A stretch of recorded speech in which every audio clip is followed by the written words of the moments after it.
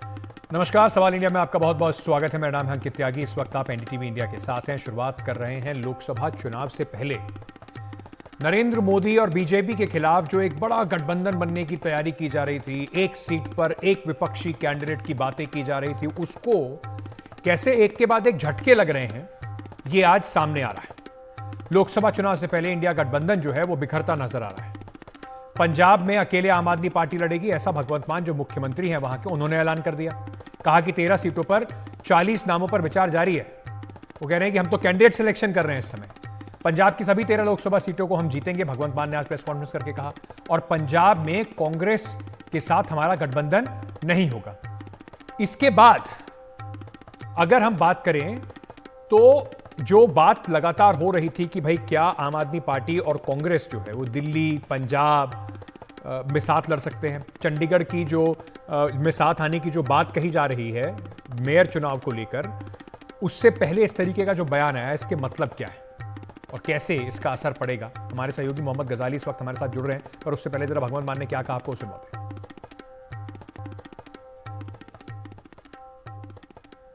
देश में पंजाब बनेगा हीरो। 2024 में लोकसभा चुनाव में आम आदमी पार्टी के पक्ष में 13-0। देखो ये तो उनका काम है, ये ममता नहीं कोई बात नहीं, वो हो सकता है कोई उनके साथ बातचीत चल रही हो उस लेवल पे, लेकिन पंजाब में हम ऐसा नहीं करने वाले। पंजाब में कांग्रेस से हमारा कोई। तो भगवंत मान ने ऐलान कर दिया है, इसकी टाइमिंग पर भी सवाल उठेंगे। और आम आदमी पार्टी और कांग्रेस में जो पंजाब को लेकर खींचतान हो रही थी, क्या इसको फाइनल एक कहीं ना कहीं इस चैप्टर को, इस पूरी जो विषय है इसको क्लोज करता हुआ माना जाए। मोहम्मद गजाली हमारे साथ जुड़ रहे हैं, शरद शर्मा भी हमारे साथ जुड़ रहे हैं। मोहम्मद गजाली, अभी तो चंडीगढ़ का चुनाव में दोस्ती दिखाई पड़ रही थी, साथ साथ रहने की वादे और कस्में खाई जा रही थी, और अब भगवंत मान कह रहे हैं 13 सीटें हम अलग से लड़ लेंगे। तो क्या चंडीगढ़ चुनाव का जो मेयर का चुनाव है उससे पहले इस तरीके का बयान आना, क्या कयास और कारण दिखाई पड़ रहे हैं आपको? जी देखिए, जहाँ तक मेरी समझ कहती है कि ऐसे बयान जो हैं, जब इंडिया ब्लॉक में आम आदमी पार्टी और कांग्रेस की मीटिंग नहीं शुरू हुई थी, उससे पहले अरविंद केजरीवाल यहाँ भटिंडा में आकर भी ऐसा ही सेम बयान देकर गए थे कि 13 की 13 सीटों पर आप लोग पंजाब में आम आदमी पार्टी को विजयी बनाए। उन्होंने भटिंडा की एक रैली में कहा था। और उसके बाद लगातार जब जब भगवंत मान से ये सवाल पूछा गया है, गठबंधन सीट शेयरिंग होगा नहीं होगा, कितनी सीटों पे होगा, उन सब के जवाब में उनका बयान हमेशा यही रहा है। दूसरी तरफ पंजाब कांग्रेस की तरफ से भी बार बार अगर कटाक्ष किया जा रहा है आम आदमी पार्टी की सरकार पर। प्रताप बाजवा का बयान आपने सुना होगा कि उन्होंने कैसे कहा था कि ये हिटलर की तरह दोनों का कार्य करने का या कार्यशैली जो है आम आदमी पार्टी सरकार की दिल्ली और पंजाब में हिटलर की तरह है। तो इन सब बयानों के बीच फिलहाल जो राज्य इकाई है आम आदमी पार्टी और कांग्रेस की, वो तो यही कह रही है कि चुनाव जो है अलग ही होंगे या गठबंधन या कोई सीट शेयरिंग अरेंजमेंट नहीं होगा।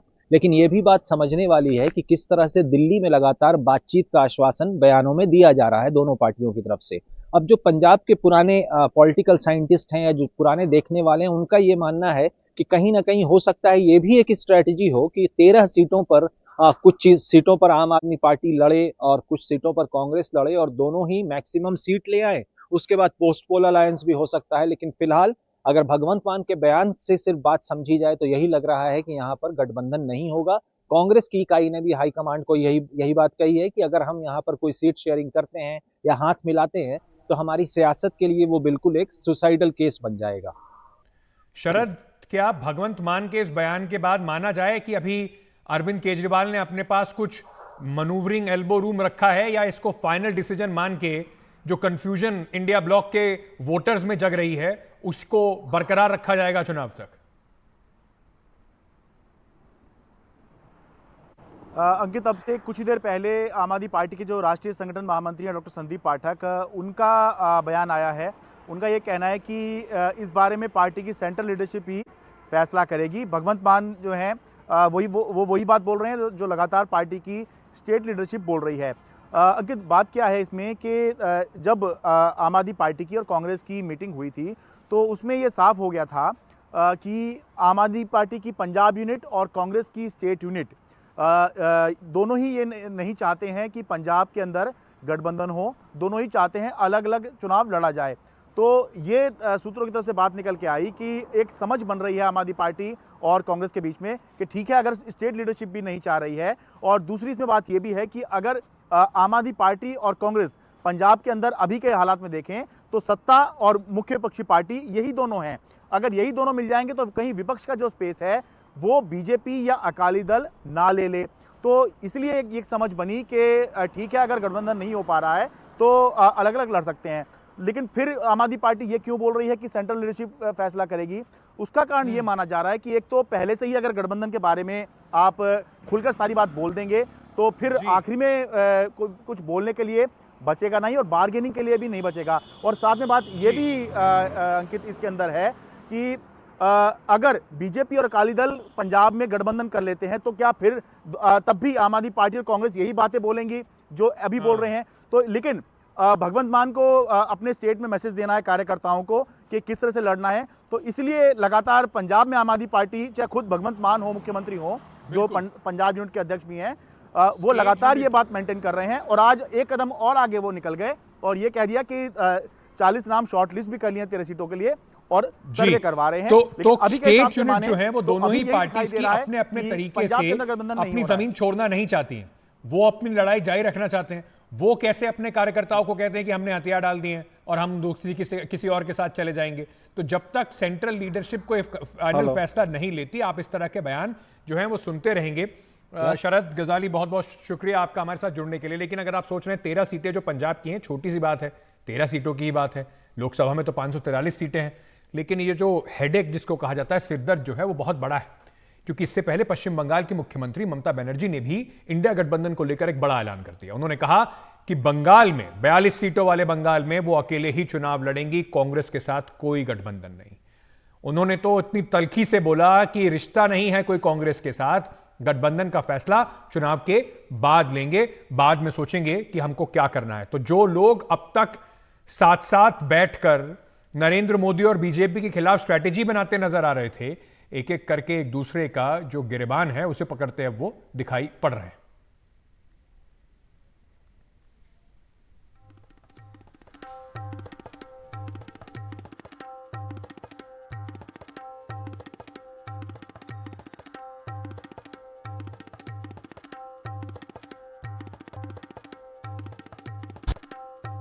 কারোর সাথে আমার কোনো কথা হয়নি এবং আমি প্রথম থেকে প্রত্যাখ্যান করেছি। তখন থেকে আমাদের দল সিদ্ধান্ত নিয়েছে আমরা বাংলায় একা চলবো। ইভেন ওরা যে আজ থেকে র্যালি করেছে আমাদের একবার অ্যাজ এ ম্যাটার অফ কার্সি, আমি ইন্ডিয়ার অ্যালায়েন্স আমাকে একবার জানিয়েছে দিদি আপনার রাজ্যে যাচ্ছি, না জানাইনি। সুতরাং আমার সাথে কোনো সম্পর্ক নেই বাংলার ব্যাপারে। অল ইন্ডিয়ায় কী করবো না করবো আপনার ইলেকশন ভাববো। আমরা সেকুলার পার্টি, আমরা বিজেপিকে হারানোর জন্য যা করার করবো। কিন্তু এখন কোনো চর্চা নেই, মিথ্যে কথা, অ্যাবসলিউটলি রং। মিথ্যেটা আমি বলবো না বলতে, অ্যাবসলিউটলি রং। কোনো কাগজ এটাকে নিয়ে পলিটিক্স করছে, এটা রং। আর একটা কথা বলে দেয়, কাজল শেখকে নিয়ে অনেকে পলিটিক্স করছে। ও তো জেলা পরিষদের সভাধিপতি আছে, আর ওকেও দুটো দায়িত্ব দেওয়া আছে নাটুকে দুটো। এত মিথ্যে কথা আপনারা কেন বলবেন, কেন লিখবেন? जब हम लंबा सफर कर रहे हैं, एक लंबा सफर है, रास्ते में कभी कभी स्पीड ब्रेकर आ जाते हैं, कभी कभी लाल बत्ती आ जाती है। इसका माने नहीं है कि हम सफर से हम पीछे हट जाएं, चलता रहता है। स्पीड ब्रेकर को हम पार करते हैं, लाल बत्ती हरी बत्ती बन जाती है। इंडिया गठबंधन का एक बहुत महत्वपूर्ण स्तंभ तृणमूल कांग्रेस है। हम ममता जी के बिना इंडिया गठबंधन की कल्पना नहीं कर सकते और हमें पूरा उम्मीद है कि जो बातचीत चल रही है वो कुछ ना कुछ एक मध्य का रास्ता निकाला जाएगा और इंडिया गठबंधन भी पश्चिम बंगाल में इंडिया गठबंधन के रूप में चुनाव लड़ेंगे और सभी पार्टियों का सहयोग होगा उसमें। हो सकता है वो बयान एक विशेष परिस्थिति में दिया गया हो, उस पर कार्रवाई होगी, उस पर चर्चा होगी और अगर कहीं कुछ अंतर्विरोध है तो उसको रिजॉल्व करने का नाम भी तो गठबंधन होता है ना। ये तो होना ही था ना, ये तो होना ही था, इसमें कोई आशा तो है नहीं। उन्होंने तोड़ा या तोड़ने की बात करी, बाकी लोग कह रहे हैं। जब स्वार्थ का गठबंधन बनता है, जब अपॉर्चुनिस्टिक अवसरवाद का गठबंधन बनता है, जिसका ना कोई नेता है, ना कोई नीति है, ना कोई नीयत है और कोई वैकेंसी भी नहीं है, कांग्रेस का वजूद नहीं बचा है। कांग्रेस के पास वोट नहीं बचा, ऐठ वही है, पीएम हमारा ही आदमी बनेगा। तो क्षेत्रीय दल ये सवाल उठाते हैं और सही उठाते हैं कि आपका मार्केट वैल्यू क्या है। तो ये जो इंडिया गठबंधन जिस तरीके से अब ये मैसेज देखिए चुनाव से पहले कैसे जा रहा है, क्या वोटर को ये नहीं लगेगा कि अगर ये अभी इतनी लड़ाई कर रहे हैं और साथ में अगर जीत भी जाते हैं तो उसके बाद इनका हाल क्या होगा? 6 महीने से 4 बड़ी बैठकें ये गठबंधन कर चुका है, लेकिन अभी तक जो रास्ता है वो सुझा नहीं पाए। कांग्रेस की रिपोर्ट कहती है कि दिल्ली में आम आदमी पार्टी के साथ जाएं, पंजाब में अलग अलग लड़ें, तो फिर ऐसा अलायंस कैसे होगा? महाराष्ट्र में सीटों का गठबंधन का अब तक कोई औपचारिक तौर पर घोषणा नहीं की गई है। नीतीश कुमार ने इंडिया अलायंस की पहल की, माना जा रहा था कि वो संयोजक होंगे। 4 बैठकों के बाद भी अभी तक ये तय नहीं हो पाया कि उन्हें संयोजक बनाया जाए नहीं बनाया जाए। बंगाल में कांग्रेस के पास सिर्फ 2 सीटें हैं। टीएमसी ने अलग लड़ने का ऐलान कर दिया है। बंगाल में इंडिया अलायंस का क्या होगा, अब बड़ा एक सवाल उठ गया है। कांग्रेस ने अपनी सीटों की पहचान कर ली है। दिलचस्प बात यह है कि वो राज्यों में दलों के से अलग अलग बात करने की शुरुआत कर चुकी है। तो क्या इंडिया गठबंधन जो है वो किस तरीके से चलेगा? एक कांग्रेस का रीजनल गठबंधन नहीं बन जाएगा। ना प्रधानमंत्री का चेहरा तय हुआ है, ना संयोजक तय हुआ है और ना ही सीटों का बंटवारा। चुनाव से में अब वक्त बहुत कम बचा है, तो ये किस तरीके से मिलकर लड़ेंगे, ये एक बड़ा सवाल बन जाता है। और उसके साथ साथ क्योंकि प्रधानमंत्री नरेंद्र मोदी के साथ साथ भारतीय जनता पार्टी लगातार अभी मंदिर का उद्घाटन करने के बाद एक हिंदुत्व वेव, साथ में अब कल कर्पूरी ठाकुर साहब को भारत रत्न दिया गया, उसके बाद जो ओबीसी का जो पूरी बात की जा रही थी उसको न्यूट्रलाइज करने की कोशिश कर रही है। जमीन पर बीजेपी की रैलीज शुरू हो गई हैं, प्रधानमंत्री नरेंद्र मोदी जगह जगह जा रहे हैं। ऐसे में किस तरीके से लड़ाई 2024 की दिखाई पड़ेगी, इस पर एक बड़ा सवालिया निशान लग गया है। प्रोफेसर जगरूप सिंह सेखो, पूर्व गुरु नानक देव यूनिवर्सिटी अमृतसर के हमारे साथ जुड़ रहे हैं। विनोद अग्निहोत्री साहब जुड़ रहे हैं, कंसल्टिंग एडिटर हैं हमारे उजाला के। विनोद जी, हम लोग अक्सर ये बात करते रहते हैं और हमेशा ये बात रहती है कि देखिए अभी थोड़ा और समय देना चाहिए, ये तो सेंट्रल लीडरशिप नहीं कह रही है। ममता बनर्जी ने आपको एल्बो रूम छोड़ा है क्या सर? देखिए, ममता जी ने अपने को ये तो नहीं कहा कि मैं इंडिया गठबंधन से अलग हो रही हूँ। उन्होंने कहा कि पश्चिम बंगाल में तृणमूल कांग्रेस अकेले लड़ेगी सारी सीटें। तो इसका मतलब एल्बो रूम यही छोड़ा है कि अगर कांग्रेस 2 सीटों पर मान जाती है तो ममता जी कर देंगी, क्योंकि राजनीति में कुछ भी अंतिम रूप से नहीं होता है, कुछ भी फाइनल नहीं होता है। एक बार दबाव के तहत डालने के लिए बहुत सारे ऐलान किए जाते हैं, घोषणाएं की जाती हैं, और जिस तरह कांग्रेस ने रिस्पॉन्ड किया है, जयराम रमेश ने कहा कि ममता जी के बिना हम कल्पना नहीं कर सकते इंडिया गठबंधन की, और लंबी दूरी चलने में स्पीड ब्रेकर्स आते हैं, लाल बत्ती हरी बत्ती आती है, तो ये लेकिन सफर तो जारी रहता है। तो कहीं ना कहीं कोई बातचीत शुरू हो गई होगी या हो रही होगी। दरअसल कांग्रेस ज्यादा सीटें चाहती थी, ममता बनर्जी ज्यादा सीटें देना नहीं चाहती, एक तो ये बात है। दूसरी बात, ममता जी किसी भी तरह पश्चिम बंगाल में लेफ्ट को अपने साथ रखने के लिए तैयार नहीं है। उसका बड़ा कारण ये है कि लेफ्ट से ही लड़के उन्होंने पश्चिम बंगाल की सत्ता ली है। दूसरा ये है कि लेफ्ट और तृणमूल कांग्रेस के वोटर और वर्कर के बीच में इतनी ज्यादा तलखी है कि अगर लेफ्ट और तृणमूल कांग्रेस एक साथ आ जाए तो उसका वोटर बीजेपी के साथ चला जाएगा, ये भी खतरा है। तो ममता जी भी चाहती है कि लेफ्ट अलग लड़े और अपना वोट को संभाल के रखे। तो मुझे लगता है कि कहीं ना कहीं कांग्रेस बातचीत शुरू कर रही होगी, कुछ होगा। और अभी देखिए, और ये बात आपकी सही है जो आपने अपने संबोधन में कहा कि समय बहुत कम है, कैसे लड़ेंगे। इस तरह के बयानों से, इस तरह की खींचतान से गठबंधन की छवि पर असर तो पड़ता ही है, लोगों के बीच में संदेश तो जाता ही है कि जब अभी आप इस तरह खींचतान कर रहे हैं तो आगे क्या होगा। लेकिन भारतीय राजनीति में एक मुहावरा है, विचित्र किंतु सत्य। विचित्र किंतु सत्य लागू होता है। मेघालय में बीजेपी और मेघालय की समाजवादी की पार्टी खूब एक दूसरे के खिलाफ लड़ती है, सबसे भ्रष्ट पार्टी बताई जाती है, और चुनाव के तुरंत बाद जो है समाजवादी सरकार को समर्थन देकर सरकार बन जाती है। पीडीपी और बीजेपी एक दूसरे के खिलाफ लड़ते हैं, यहाँ तक कि बहुत सारे मुद्दों पर फिर सरकार बन जाती है। नहीं, ऐसे एग्जाम्पल तो बहुत मिल जाएंगे, लड़ती है, बहुत मिल जाएंगे। बिल्कुल, आप जैसे कह रहे हैं ऐसे एग्जाम्पल तो बहुत मिल जाएंगे। पीडीपी के साथ गठबंधन भी जो 3 साल सरकार चली जम्मू कश्मीर में, आइडियोलॉजिकली बिल्कुल ऑपोजिट स्पेक्ट्रम पर थे और साथ में आके सरकार भी चला ली। तो ऐसे एग्जाम्पल बहुत मिल जाएंगे, लेकिन अगर ये समझने की कोशिश करें प्रोफेसर साहब, प्रोफेसर सेखो, पंजाब के अंदर चंडीगढ़ में कह रहे हैं कि आइए हाथ मिला लेते हैं, मेयर बना लेते हैं। 30 तारीख को अब खबर आ रही है कि चंडीगढ़ में मेयर का चुनाव होगा, और उसके बाद कह रहे हैं कि जैसे ही चंडीगढ़ से बाहर निकल के आप मोहाली पहुंचेंगे तो हमारे और आपके झंडे अलग अलग। तो कार्यकर्ताओं के बीच में क्या मैसेज देना चाहते हैं आम आदमी पार्टी और कांग्रेस के नेता? मेरे को ये बात लगती है कि ये ठीक बात है कि ये अलायंस की बात चली थी, पर जो इनका नीचे का जो केडर है, वो केडर में बिल्कुल ये बात जो है वो उसको डाइजेस्ट नहीं कर रहे, और ना ही जो यहाँ के लोकल जो लीडर्स हैं दोनों पॉलिटिकल पार्टी के, जो स्टेट यूनिट्स हैं। और इस वजह से कांग्रेस के ऊपर भी बहुत बड़ा प्रेशर आपने देखा होगा कि लंबे समय से कांग्रेस के जितने भी यहाँ का स्टेट यूनिट है, पहले तो पब्लिकली स्टेटमेंट भी देते थे, दिल्ली में जाकर उन्होंने अपना आर्ग्यूमेंट रखा। और दूसरी बात ये भी है कि अगर इन केस लगता है कि ये दोनों इकट्ठे हो जाते हैं, जरूरी नहीं है कि 2 + 2 4 होंगे और केडर इनको वोट देगा, और ये अगर ये इकट्ठी हो जाती है तो उसके अपोजिट में जो है वो जो बीजेपी है, जहाँ अकाली दल की रेलेवेंस बढ़ जाती है। और स्ट्रेटजिकली ये बात तो इनकी दोनों की लगती है कि अगर ये फाइट कांग्रेस और आम आदमी पार्टी के बीच में होती है 13-13 सीट के ऊपर, तो ज्यादा जो इस खास करके 2024 की जो इलेक्शंस होगी उसका सारे का सारा फोकस इन दोनों पार्टियों के पास के ऊपर ही होगा। उसका कारण ये है कि ये तो बहुत क्लियर है कि इनका पोस्ट पोल अलायंस होने की पॉसिबिलिटी बहुत है। दूसरी बात मेरे को ये समझ नहीं आती है कि भगवंत मान जी किस बात पे 13 की बात करते हैं। लोगों को टेकन फॉर ग्रांटेड नहीं लेना चाहिए। संगरूर में क्या हुआ था, जलंधर में भी जब इलेक्शन लड़ी थी तो कांग्रेस का कैंडिडेट लेके ही वो जो बड़े जोर से सारा वही ट्रेडिशनल पार्टी रवायती पार्टियों वाला सिस्टम लगा के जो बड़ी मुश्किल से जीते थे। तो ये तो जहाँ तो इनके ऊपर प्रेशर डालने की बात है, या बार्गेनिंग, और हरियाणा में भी हो सकता है, दिल्ली में भी हो सकता है, प्रेशर टैक्टिक्स का भी हिस्सा हो सकता है।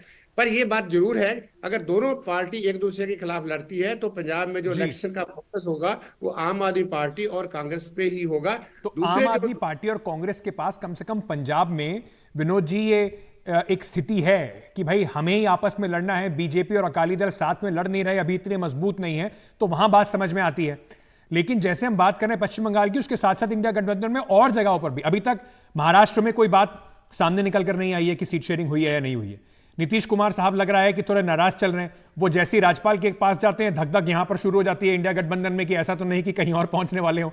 कर्पूरी ठाकुर साहब को भारत रत्न दे दिया। तो बीजेपी एक के बाद एक अपनी बिसात सजा रही है और यहां पर अभी कंफ्यूजन ही नजर आ रही है। ना निश्चित रूप से देखिए, बीजेपी तो प्रचार में, रणनीति में, मुद्दों को उठाने में हर मामले में आगे है और काफी आगे है। अब राम मंदिर के प्राण प्रतिष्ठा के बाद जिस तरह का माहौल बनाया है बीजेपी ने, वो भी उसके हक में जा रहा है, तो उसमें तो काफी आगे। और इंडिया गठबंधन के नेताओं को समझना पड़ेगा कि उनको बीजेपी से लड़ना है या आपस में लड़ना है, जो आपकी टैगलाइन भी दिखा रही है। तो मुझे लगता है तो ये समझना पड़ेगा। और पंजाब के बारे में प्रोफेसर साहब की बात से बिल्कुल सहमत हूँ, उन्होंने सही कहा। और ये अंडरस्टैंडिंग भी कांग्रेस और इनके बीच में मुझे लगता हो चुकी है। ये पंजाब में तो केरल मॉडल चलेगा। केरल में जैसे लेफ्ट और कांग्रेस एक दूसरे के खिलाफ लड़ेंगे, वैसे ही पंजाब में भी आम आदमी पार्टी और ये एक दूसरे के खिलाफ लड़ेंगे। पश्चिम बंगाल में मुझे लगता है संभवतः है कि 2 सीट पे कांग्रेस मान जाए, ममता जी भी मान जाए। महाराष्ट्र और बिहार में कांग्रेस से कोई बहुत स्टेक भी नहीं है। वो पहले भी नीतीश कुमार 16 सीटें 17 सीटें लड़ना चाहते हैं, वो लड़ जाएंगे और वही आरजेडी का होगा। लेकिन कांग्रेस को उत्तर प्रदेश में जरूर कांग्रेस थोड़ा ज्यादा सीटें मांग रही है, जो अखिलेश जी जो है उनको उतनी सीटें नहीं देना चाहते, क्योंकि अखिलेश जी ने साफ कहा है कि आप कैंडिडेट्स के नाम बताइए जो चुनाव लड़ सके। जीतने की बात तो बहुत दूर की बात है। अब 2009 का की लिस्ट लेके आप पहुंच जाएंगे, साहब हम 22 सीटें जीते थे तो हमें 25 सीटें दे दीजिए, वो तो संभव नहीं है। 2009 के बाद 2024 में बहुत गन्ना करने में पानी बह चुका है। तो कांग्रेस को मुझे माफ कीजिएगा, मैं एक अगर इसमें बात जोड़ दूं, अखिलेश यादव का भी ऐसा तो है नहीं कि 80 की 80 सीटों पर अखिलेश यादव के पास इतनी ताकत से वो चुनाव लड़ सकते हैं। मुश्किल से गिन चुन कर 15 से 20 सीटें अखिलेश यादव की भी इतनी स्ट्रांग होंगी जिसपे वो चुनाव ढंग से लड़ पाएंगे। तो वहां पर क्या खोया क्या पाया वाली स्थिति है। अगर कांग्रेस को एडजस्ट करना भी है तो क्या फर्क पड़ेगा उनको? नहीं, देखिए, अखिलेश यादव भले उनके 5 सांसद हों, लेकिन उत्तर प्रदेश में अखिलेश यादव जी का कम से कम पश्चिम उत्तर प्रदेश को अगर थोड़ा सा छोड़ दीजिए तो लगभग हर इलाके में उनका आधार है, उनकी पार्टी का कार्यकर्ता है और एमएलएज हैं। भाई एमएलएज भी 110 109 एमएलए है उनके, तो उनका स्ट्रेंथ ज्यादा बड़ा है, इसमें कोई दो राय नहीं है। पश्चिमी उत्तर प्रदेश में आरएलडी उनके साथ है, तो उसका एक भरपाई हो जाती है। कांग्रेस के पास क्या है, प्रेजेंस तो उसकी हर जगह में है, लेकिन ना कार्डर है, न कैंडिडेट्स हैं यूपी में, और ना ही उसके पास वोट बचा हुआ है। तो कुल मिला के देश को ही बड़ी स्पेस लेनी पड़ेगी और कांग्रेस उसका सपोर्टिव रोल में जा सकती है। आप बिल्कुल ठीक कह रहे हैं। मतलब ये बात समझनी पड़ेगी कांग्रेस को भी कि आपको अब कुछ राज्यों में जूनियर पार्टनर की हैसियत से ही जाना पड़ेगा। 2004-2009 में क्या हुआ भूल जाइए, 14 के बाद से देश की राजनीति और स्थिति बिल्कुल बदल चुकी है। मेरे पास समय बिल्कुल खत्म है, लेकिन अंत में प्रोफेसर सेखो मैं आपसे समझना चाहता हूं, आप जो कह रहे हैं वो ठीक बात हो सकती है कि कांग्रेस और आम आदमी पार्टी में इस बात की अंडरस्टैंडिंग है कि देखिए हम ही यहाँ पे मेन खिलाड़ी हैं, तो हमारे बीच में ये चुनाव हो जाए। लेकिन क्या इसका असर हरियाणा पे, दिल्ली में एक मैसेजिंग जो है कि कहीं पर साथी कहीं पर दुश्मनी, वोटर को कंफ्यूज नहीं करेगा? क्यों वोटर ट्रस्ट करेगा इनको पंजाब में और नहीं ट्रस्ट करेगा इनको दिल्ली में, ट्रस्ट करेगा और पंजाब में इनको ट्रस्ट नहीं करेगा साथ आने का? मेरा ख्याल है कि पंजाब का वोटर बहुत ऑटोनमस है। पंजाब के वोटर को पता है कि मैंने अब सबसे बड़ा मुद्दा क्या है। मेरा ख्याल है कि पंजाब के वोटर में से मैक्सिमम लोगों को जो देश के बीच में इसमें जो कुछ हो रहा है, या जिस किस्म का खतरा वो एंटिसिपेट कर रहे हैं, या जिस किस्म की राजनीति वो दिल्ली में चाहते हैं, पंजाब का वोटर उस तरफ में जाएगा। तो पंजाब के तो जो मसला बहुत क्लियर है। ये बात इसलिए मैंने बोली थी कि अगर ये दो पार्टी आती है तो सारा फोकस इनके ऊपर आ जाएगा। अगर ये दो इकट्ठी हो जाती है तो बीजेपी को स्पेस बढ़ जाती है, अकाली दल को स्पेस बढ़ जाती है। ये अंडरस्टैंडिंग का हिस्सा हो सकता है। हर स्टेट का जो वोटर है वो ऑटोनमस है। हरियाणा को उसने कैसे टैकल करना है, कैसे मैनेज करना है, दिल्ली को कैसे मैनेज करना, वो डिफरेंट है। हम पंजाब के वोटर का असर हरियाणा में नहीं पड़ेगा, हरियाणा का दिल्ली में नहीं पड़ेगा। तो इसलिए मेरे को लगता है कि वोटर जो है वो अपने तरीके से देखेगा कि इमीडिएट उसको कौन से कंसर्न है लॉन्ग टर्म में। पंजाब में ये लॉन्ग टर्म ये कंसर्न है कि जिस किस्म की राजनीति देश में हो रही है वो लंबे समय तक देश हित में नहीं है, पंजाब हित में नहीं है। उसको सामने रख के हमको कोई ना कोई फैसला लेना पड़ेगा, और उसी फैसले के कॉन्टेक्स्ट में हमको लगता है कि जो फीडबैक मिली होगी कि आप दो ये जो चर्चा है ना, मुझे लगता है कि जब तक चुनाव की डेट अनाउंस नहीं हो जाएगी तब तक हम इस चर्चा को करते रहेंगे। मैं इस विनोद जी की बात से अंत करूंगा कि ये राजनीति है, इसमें अंत कुछ नहीं होता है, आखिरी वर्ड कुछ नहीं होता है। रोज इसमें नए रंग देखने को मिलेंगे आपको, और भारत की राजनीति में तो खास तौर से। तो आप दोनों का आज के लिए बहुत बहुत शुक्रिया। फिर इस पर चर्चा करेंगे, क्योंकि ऐसा तो है नहीं कि ये बयानबाजी बंद होने वाली है या एक दूसरे से जो थोड़ी बहुत तलखी है वो बंद होने वाली है। जब तक चुनाव सर पर नहीं आ जाएगा तब तक ये कैसे अपना समाधान निकालेंगे ये अब वक्त पर छोड़ना होगा। एक अभी खबर आई है कि कांग्रेस को अभी भी उम्मीद है कि सीटों का जो समझौता है वो हो सकता है। कांग्रेस के महासचिव केसी वेणुगोपाल ने कहा है कि हम ममता बनर्जी से बात करेंगे और मिलकर बीजेपी को हराएंगे। तो जैसे विनोद जी भी कह रहे थे कि कांग्रेस की तरफ से अभी जो है रिकंसिलेटरी नोट यानी कि सफेद झंडा शायद उठाना थोड़ा शुरू हो गया है। No problem. Don't worry. Mamata Banerjee is the senior most leader of India Alliance Party. We are respectfully saying that if there is any concern in her mind, we will try and we will discuss and settle it. We are having a coalition of 26 parties. Here and there may be some issues. Finally, we will solve every issues. Rahul Gandhi ji also wrote a letter to Mamata ji. There may be some specific details may be missing in that letter. That I also agree. Where it is coming, when it is coming to Bengal or like this, that miscommunication may be happened from our side also.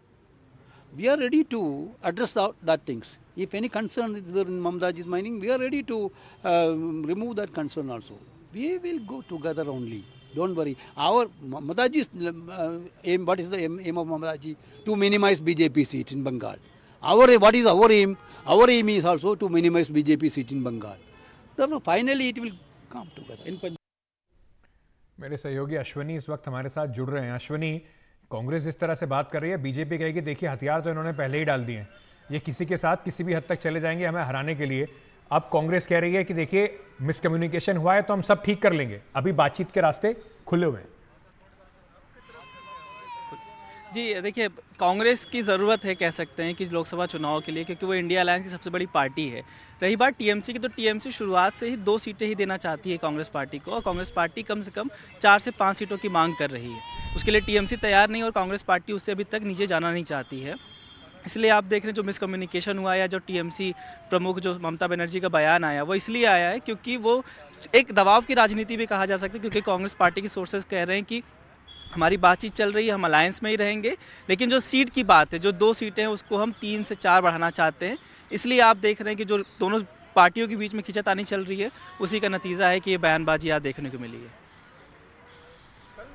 Ashwini, बहुत बहुत शुक्रिया हमारे साथ जुड़ने के लिए, ये खबर हमारे दर्शकों तक लाने के लिए। तो ममता बनर्जी ने, समझ लीजिए कि रेत में लकीर खींच दी है। अब कांग्रेस पार्टी के ऊपर है कि वो किस तरीके से गठबंधन को बंगाल में बचाते हैं। छोटा सा ब्रेक लेके वापस आ रहे, बंदे रहिए हमारे साथ।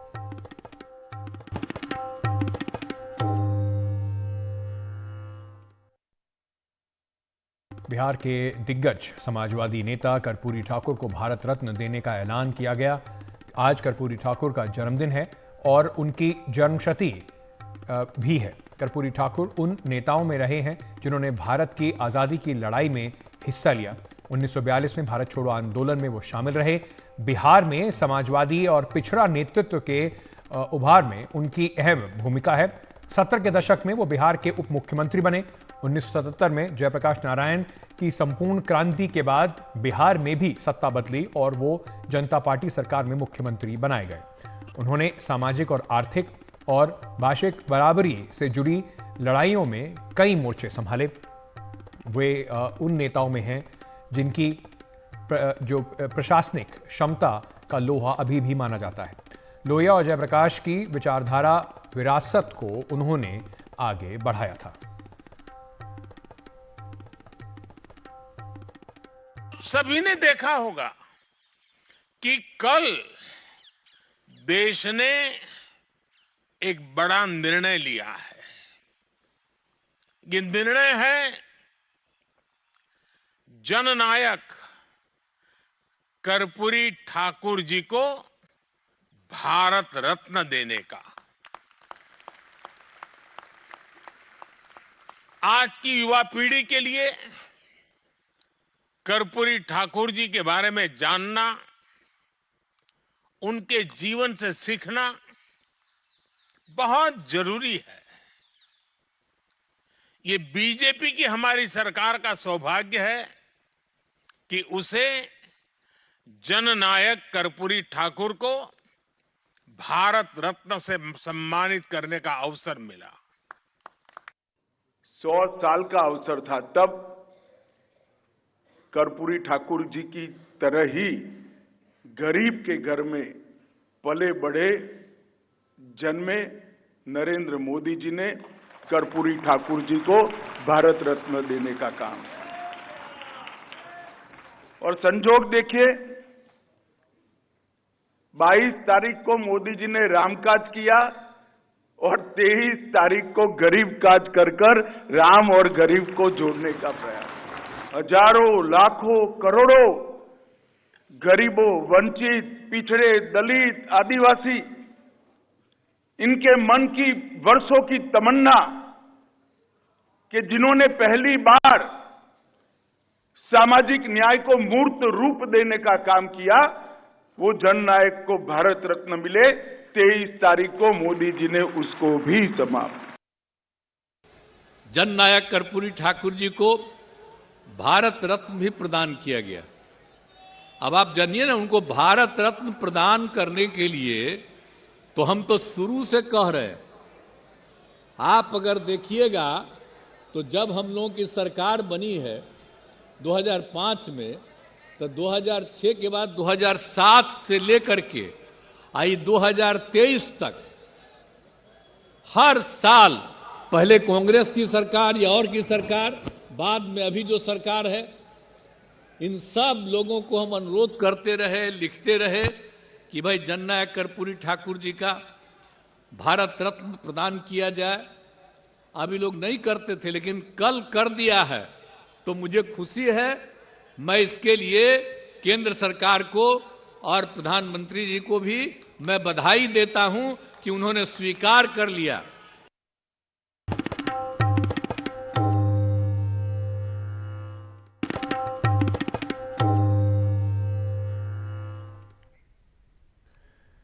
वहीं राशन घोटाले के आरोपी टीएमसी नेता शाहजहां शेख पर फिर से ईडी जो उनके घर पर आज फिर पहुंची।